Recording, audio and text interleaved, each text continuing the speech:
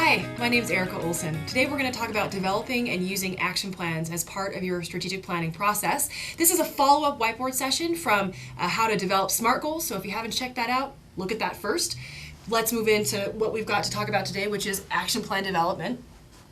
We've already established our SMART goal. In this example, we want to realize 10% growth in our business coming from the small business market by the end of the year. So that's the goal we set for the organization, or one of them.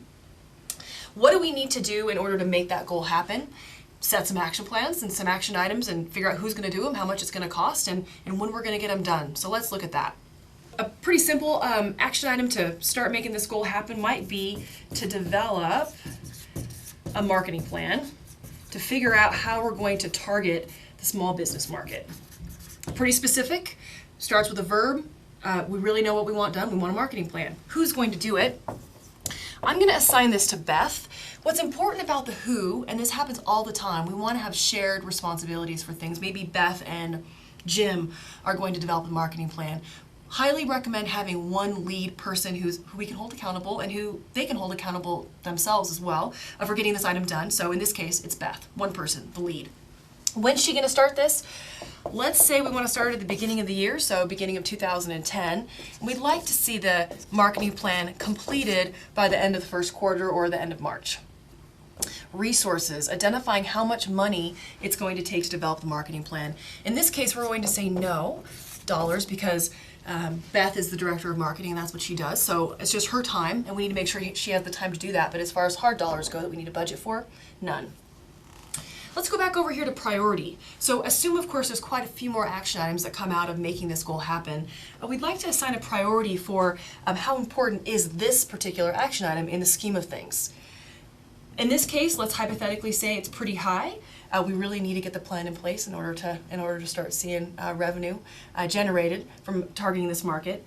Other options, of course, might be medium or low. Great thing to use, especially when the team has a lot of different priorities going on. So let's fast forward. Let's assume that it's the middle of February and we've got this action plan in place and things are happening and we want to use the action plan to track how we're doing. A couple of things to use to figure out where we are against getting the marketing plan done.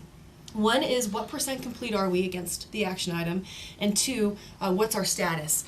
We love, and everybody seems to love, the whole red, green, yellow light concept, so we'll talk about how we use those. But first of all, percent complete. So it's February 15th, and let's say Beth told us that she feels like she's about 50% done with the marketing plan. Certainly for those of us that are a little bit more quantitative in nature, we'd like how do we know we're 50% done? And in this case, we're really asking Beth to tell us how she feels and what percent complete she feels she is against the item. And that's just our recommendation. It's just a gut check. We're not looking for something hard and fast, just how are we doing? What percent complete? So then we go over to the status. Is it on target, not on target, or past due? Well, in this case, since it's not due until the end of March and it's the middle of February and she's about 50% done, I'd say she's on target. She can give herself an on-target green light. If, let's say she was maybe 20% due and it's the middle of February, I would mark it as not on target. Just a lot of work to do to get that thing done by the end of March. And past due, of course, is if it was past March and the item wasn't done. So really quick, great way to see how we doing against, especially when there's tons of action items. So with that quick summary, we've got our goal and we're aligning our actions to accomplish this goal. We've got clear indication of priority, what we're really doing, who's doing it by when, and how much does it cost. And then when we move into actually using the action plans, we assign two indicators to how we are doing against the action item, what percent complete and red, green, yellow light. And that's developing and using action plans.